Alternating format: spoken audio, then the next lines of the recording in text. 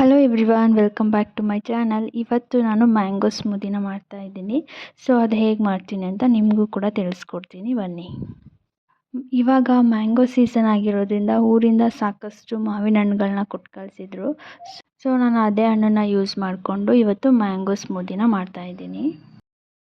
ನಾನಿವಾಗ ಒಂದೆರಡು ಮಾವಿನ ಹಣ್ಣನ್ನು ತಗೊಂಡು ಈ ಥರ ಕಟ್ ಮಾಡ್ಕೊತಾ ಇದ್ದೀನಿ.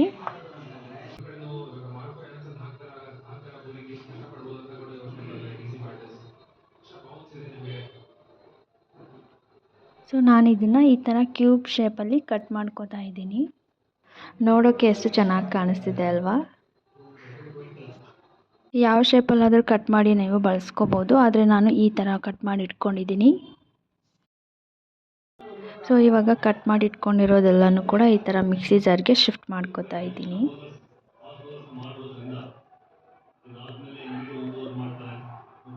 ನಂತರ ನಾನಿಲ್ಲಿ ಗ್ರೀಕ್ ಯೋಗರ್ಟ್ನ ಬಳಸ್ತಾ ಇದ್ದೀನಿ.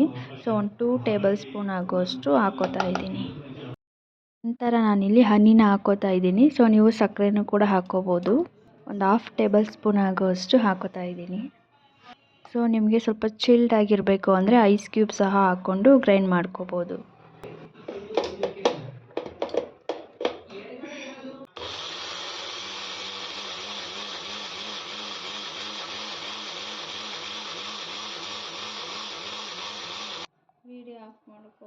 ಸೊ ನೋಡ್ತಾ ಇದ್ದೀರಲ್ವಾ, ಇಷ್ಟೇ ಮ್ಯಾಂಗೋ ಸ್ಮೂದಿ ಮಾಡ್ಕೊಳ್ಳೋದು. ಸೊ ಇದನ್ನು ನಾನಿವಾಗ ಒಂದು ಗ್ಲಾಸ್ಗೆ ಶಿಫ್ಟ್ ಮಾಡ್ಕೋತಾ ಇದ್ದೀನಿ. ಸೊ ಇದ್ರ ಮೇಲ್ಗಡೆ ನಾನು ಮಾವಿನ ಹಣ್ಣು ಚಿಕ್ಕ ಚಿಕ್ಕದಾಗಿ ಕಟ್ ಮಾಡಿ ಇಟ್ಕೊಂಡು ಈ ಥರ ಹಾಕೋತಾ ಇದ್ದೀನಿ. ಹಾಗೆಯೇ ಬಾದಾಮಿನೂ ಕೂಡ ಈ ಥರ ತುರ್ಕೊಂಡು ನಾನು ಮೇಲ್ಗಡೆ ಹಾಕೋತಾ ಇದ್ದೀನಿ. ಸೊ ತಿನ್ನಬೇಕಿದ್ರೆ ಚೆನ್ನಾಗಿ ಅನಿಸುತ್ತೆ. ಹಾಗಾಗಿ finally mango smoothie is ready. So ನೀವು ಒಂದ್ಸಲ ಟ್ರೈ ಮಾಡಿ ಹೇಗೆ ಬಂತು ಅಂತ ಹೇಳಿ. ಹಾಗೆಯೇ ಇದಕ್ಕೆ ಚಿಯಾ ಸೀಡ್ಸ್ನು ಕೂಡ ಬಳಸ್ಬೋದು. ಸ್ವಲ್ಪ ಮಿಕ್ಕಿರೋ ಸ್ಮೂದಿನ ನಾನು ಇನ್ನೊಂದು ಬೌಲ್ಗೆ ಶಿಫ್ಟ್ ಮಾಡ್ಕೋತಾ ಇದ್ದೀನಿ. ಅದಕ್ಕೆ ಒಂದು 1/2 ಅವರ್ ನೆನೆಸಿಟ್ಟಿರುವಂತಹ ಚಿಯಾ ಸೀಡ್ಸ್ನು ಕೂಡ ಒಂದು 2 ಟೇಬಲ್ ಸ್ಪೂನ್ ಆಗೋಷ್ಟು ಹಾಕ್ಕೊಂಡು ಅದಕ್ಕೆ ಸ್ವಲ್ಪ ಬಾದಾಮಿನೂ ಕೂಡ ತುರಿದು ಹಾಕ್ಕೊಂಡು ಅದನ್ನು ಮಿಕ್ಸ್ ಮಾಡಿದ್ರೆ ಸೊ ಇದು ಕೂಡ ಚೆನ್ನಾಗಿರುತ್ತೆ. ಸೊ ಸ್ವಲ್ಪ ಇದು ಡಯಟ್ ಮಾಡೋರಿಗೆ ತುಂಬಾ ಯೂಸ್ಫುಲ್ ಅಂತ ಹೇಳ್ಬೋದು.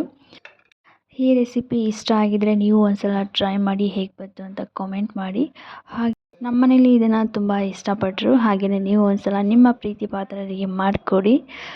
ಅಷ್ಟೇ ಗಾಯ್ಸ್, ಇವತ್ತಿನ ವ್ಲಾಗ್ ಇಲ್ಲಿಗೆ ಮುಗಿಸ್ತಾ ಇದ್ದೀನಿ. ಆದಷ್ಟು ಬೇಗ ನೆಕ್ಸ್ಟ್ ವಿಡಿಯೋದಲ್ಲಿ ಸಿಗ್ತೀನಿ. Thank you all.